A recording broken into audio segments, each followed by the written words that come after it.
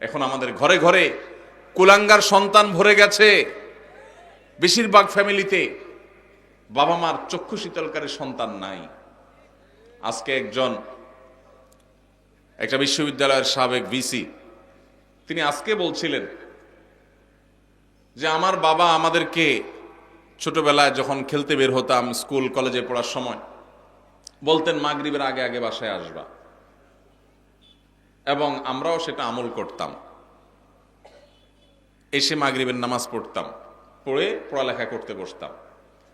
আমার ছেলেকে আমি একই কথা বলছি, আমার মনে আছে আমার বাবা কি বলেছেন আর আমি কি রিঅ্যাক্ট করেছি আমি জানি। এখন ছেলেকে বললাম একই কথা, বাবা মাগরিবের আগে বাসায় আসতে হবে। ছেলে আমাকে জবাবে বলছে, কেন বাবা, কেন মাগরিব পর আসতে হবে, ওয়াই? আমার বন্ধু বান্ধব সবাই তো মাগরিব পর পর্যন্ত খেলে, কই কারোর বাসা থেকে তো এত চাপ দেয় না, তুমি এত জোরাজুরি করো কেন? তো আমি তার কথা শুনে বললাম, আপনার বাবা, ওই ভদ্রলোককে বললাম, আপনার বাবা আপনাকে এত বেশি খাবার নিয়ে পিছনে পিছনে দৌড়াইতে পারে নাই, আপনি আপনার ছেলে পিছনে যতটা দৌড়াইছেন। উনি বলেন সঠিক। আমি বললাম, আপনার বাবা আপনাকে প্রতিবেলা এত মাছ গোশ খাওয়াইতে পারে নাই, আপনি আপনার ছেলেকে যত বেশি মাছ গোশ খাওয়াইতে পারছেন।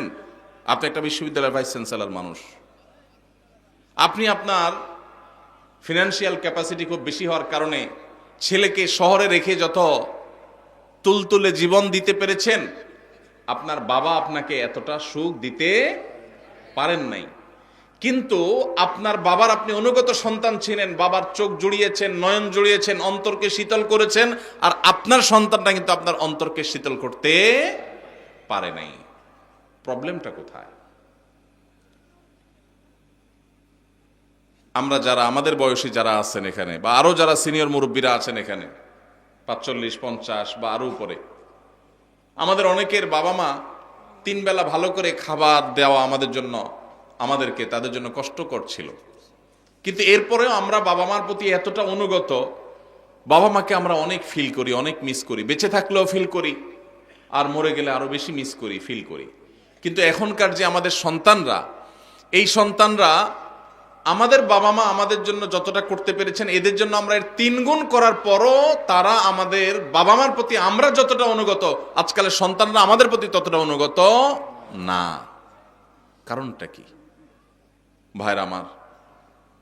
সবই তো দিয়েছি, সবই দিয়েছি। আমার বাবা মা যা দিতে পেরেছে আমি তার চেয়ে বেশি দিয়েছি। তাহলে কৃতজ্ঞতা আদায় করতে গিয়েও তো অন্তত আমি আমার বাবার মধ্যে যতটা অনুগত, সন্তান আরো বেশি অনুগত হওয়ার কথা ছিল, কিন্তু হচ্ছে না। এর কারণ কি? এর কারণ বিশ্লেষণ করা অনেক লম্বা আলোচনার ব্যাপার। একক কোনো কারণ এখানে বলা কঠিন, অনেকগুলো কারণ রয়েছে। এর ভিতরে একটা কারণ হলো আমাদের এই সমাজ ব্যবস্থা, এটা পশ্চিমা সংস্কৃতি দ্বারায় এত বেশি প্রভাবিত হয়ে গেছে যে আমাদের সন্তানরা এখন তারা এদেশীয় সংস্কৃতি, এদেশে মানুষের কৃষ্টি, কালচার, সভ্যতা, এদেশের মানুষের তাহজিব, তামাদ্দুন এবং অ্যাজ এ মুসলিম ইসলামের যে কৃষ্টি কালচার, সেই জায়গা থেকে অনেক দূরে সরে গেছে। আমাদের তরুণদের একটা বড় অংশ তারা বিপদগামিতার দিকে চলে গেছে।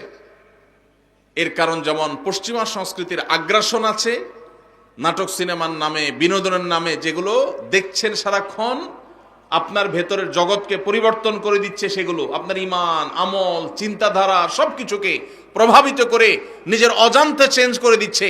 আপনি মুসলমান থাকছেন নামে আর খোলসে, ভেতর থেকে আপনাকে পরিবর্তন করছে, আপনি টেরও পাচ্ছেন না।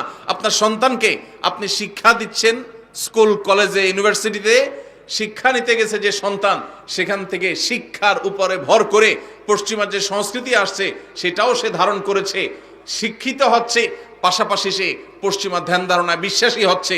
এর ফলশ্রুতিতে ইসলামের যে ট্র্যাক, ইসলামের যে সুমহান শিক্ষা, সেই শিক্ষা থেকে বঞ্চিত হয়ে ধ্বংস হয়ে যাচ্ছে। এর অনেক কারণের ভিতরে একটা কারণ হলো সন্তানকে আপনি সেইভাবে হালাল খাবার খাওয়াতে পারতেছেন না আপনার বাবা মা যেটা আপনাকে খাওয়াতে পেরেছে। আপনার বাবা মা অনেক কষ্ট করে অল্প খাওয়াইছেন, কিন্তু হালাল খাওয়াইছেন, তার বরকত ছেলের মধ্যে আপনি পাইছেন।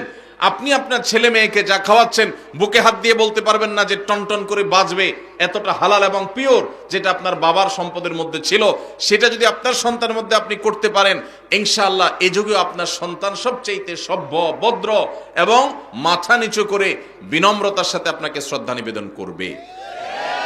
এই জন্য সন্তান খাইলো কি খাইলো না এটার জন্য যতটা মরিয়া মায়েরা, এর চেয়ে বেশি মরিয়া হবেন সন্তানের পেটে হালাল ঢুকছে নাকি হারাম ঢুকছে বিষয়টা নিয়ে।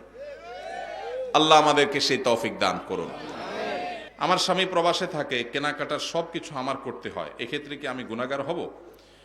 কোনো বোন তার স্বামী যদি প্রবাসে থাকেন, দেশে তার বাজারঘাট করে দেওয়ার মতো কোনো মানুষ যদি না থাকে, তিনি যদি বাজারঘাট করার জন্য, কেনাকাটা করার জন্য যাওয়া লাগে, শরঈ পর্দা মেনটেন করে তিনি যেতে পারবেন, কিনতে পারবেন। তবে যদি অন্য কোনো পুরুষ লোক থাকেন আশেপাশের যাদের দিয়ে কেনাকাটা কাজটা সারা যায়, তাহলে সেটাই করা উচিত, ওইটাই অধিকতর উত্তম। এবং আজকাল অনলাইনে অনেক জিনিসপত্র কেনাকাটা করা যায়, বিশেষ করে শহরে চাইলেই অনলাইনে কল করলে বাসায় বাসায় মাল চলে আসে। সেই পদ্ধতি অবলম্বন যাদের করার সুযোগ আছে তারা সেটা করা উচিত। একান্ত কোনো উপায় না থাকলে তিনি অবশ্যই যেতে পারবেন, কিন্তু পর্দা মেনটেন করে। অনেক সময় আমাদের বোনেরা এই সুতা দিয়া, এই উজুহাত দিয়া লাগবে লবণ 1 কেজি, বাজারের এ মাথা থেকে ওই মাথা পর্যন্ত 7 চক্কর তওয়াব দিয়ে ফেলে, আছে না নাই? এই জন্য ইন্নামাল আমালু বিন্নিয়াত।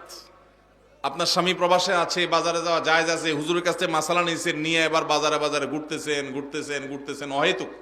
পর্দার সাথে গেলেন না বেপর্দার সাথে গেলেন, তাহলে অবশ্যই আপনি গুনাহগার হবেন। এই জন্য বোনরা আল্লাহকে ভয় করবেন, যতটুকু আপনার না হলে নয় ততটুকু আপনি করতে পারবেন, অবশ্যই পর্দার সাথে। আমি পর্দা করে চলতে চাই, কিন্তু যেই পরিবার যৌথ পরিবার হওয়ার কারণে পর্দা করে চলতে পারি না, এক্ষেত্রে আমার করণীয় কি? যৌথ পরিবারে পর্দা করাটা একটু কঠিন, একটু কষ্টের, ডিফিকাল্ট। এক্ষেত্রে দরকার হয় সবার সহযোগিতা। আমরা ছোটবেলায় আমরা দেখেছি যৌথ পরিবারে থেকেও মানুষ পর্দা করার চেষ্টা করত। একই বাড়িতে কয়েকজন মানুষ বসবাস করত, কয়েক ভাই আসতেন, সবার স্ত্রী বাসায় আছেন, একই ঘরে এক একটা কক্ষে এক একজন থাকেন। তো বাহির থেকে আসলে অনেক সময় গলা পরিষ্কার করে ঢুকতো, গলা পরিষ্কার করে প্রবেশ করত, যাতে করে মেয়েরা তারা নিরাপদে সাইড হয়ে যায়, পর্দার খেলাপ না হয়। এখন হায়া লজ্জা এমন উঠছে, হনহনায় ঢুকে যায়, ন্যূনতম পর্দার বিধানটা জানেই না। এটা মুসলমানদের জন্য লজ্জা। যৌথ ফ্যামিলিতে থেকে পর্দা করা সম্ভব যদি সবার সহযোগিতা থাকে। ঠিক আছে, পুরুষরা যখন আসবে মহিলারা সাইড হয়ে যাবে, পুরুষরা যখন বের হবে মহিলারা তখন সাইড দিবেন, মহিলারা যখন থাকবেন পুরুষরা ঢোকার আগে তাদের পারমিশন নেবেন, প্রাইভেসি মেনটেন করবেন। দেখুন, ইসলামের পর্দার বিধানটা হলো মানুষের প্রাইভেসি রক্ষা করার জন্য। মানুষের প্রাইভেসি মেনটেন করা, রক্ষা করা, এটা ইসলামের অনেক বড় একটা সৌন্দর্য, যে ইসলাম মানুষের প্রাইভেসি রক্ষা করেছে। একজন নারী, আপনি তার সৌন্দর্য তার অনুমতি ছাড়া বা তার সৌন্দর্য আল্লাহর অনুমতি ছাড়া আপনি দেখে অবলোকন করবেন, আপনার জন্য হারাম করা হয়েছে, তার প্রাইভেসি আপনি নষ্ট করছেন। আবার একইভাবে আপনি তাকে নিয়ে মনোজগতে যে বাজে জল্পনা কল্পনার মধ্যে হারিয়ে যাওয়ার আশঙ্কা আপনার মধ্যে আছে এই পর্দাহীনতার কারণে, এই কারণে আল্লাহ তাআলা আমাদের জন্য এটা নিষেধ করেছেন। এই জন্য যৌথ ফ্যামিলিতে থেকে পর্দা করা যায় যদি সবার সহায়তা থাকে, যদি না থাকে তাহলে আলাদা থাকবেন, ছোট্ট কুলঘর নিয়ে ফ্যামিলির সাথে পড়া করে তাদেরকে বুঝায়া যে পর্দার জন্য আপনি আলাদা হচ্ছেন। অনেক সময় দেখা যায় অনেক মহিলা আছে আলাদা হওয়ার জন্য একটা সুতা খোঁজে, সুতা, এই সুতা খুঁজে এক একটা মাসালা বাইর করে হুদাই, কোনো কারণ ছাড়াই। তো এটা করা যাবে না। আর যদি সত্যিই পর্দার অসুবিধা হয় তাহলে স্বামীর কর্তব্য স্ত্রীর জন্য অবশ্যই পর্দার ব্যবস্থা করা, প্রয়োজনে সেটা বাছা আলাদা করে হলেও। মহিলাদের পর্দা করার ক্ষেত্রে মুখ ঢাকা কতটুকু জরুরি? বিশুদ্ধ মত অনুযায়ী, নিরাপদ মত অনুযায়ী মুখমণ্ডল পর্দার অন্তর্ভুক্ত, ঢাকবেন, মুখমণ্ডল প্রদর্শন করবেন না, প্রয়োজনে মাথা কাপড় টেনে দিবেন। আল্লাহ বলেছেন ইউদনিনা আলাইহিন্না মিন জালাবিবিহিন্না, মাথার উপর যে কাপড় থাকে মেয়েদের পর্দার জন্য, এটাকে জিলবাব বলা হয়। আল্লাহ বলেছেন এই জালাবিব তারা মেয়েরা টেনে দিবে। এই যে টেনে দিতে বলছেন, এটা কেন? এটাই তো মুখাবয়বকে ঢাকার জন্য।